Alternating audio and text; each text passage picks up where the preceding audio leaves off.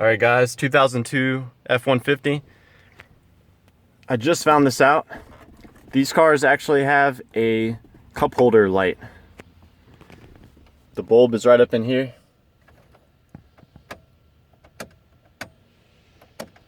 Yours is probably burned out, in which case you can buy bulb number 37. I got mine from Advance. And you get to the bulb from the back side of the cup holder.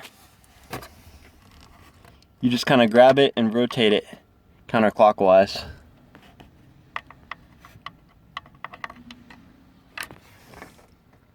So that's it right there. Bulb number 37, it just pops right out. And to reinstall, let's see, you rotate it clockwise.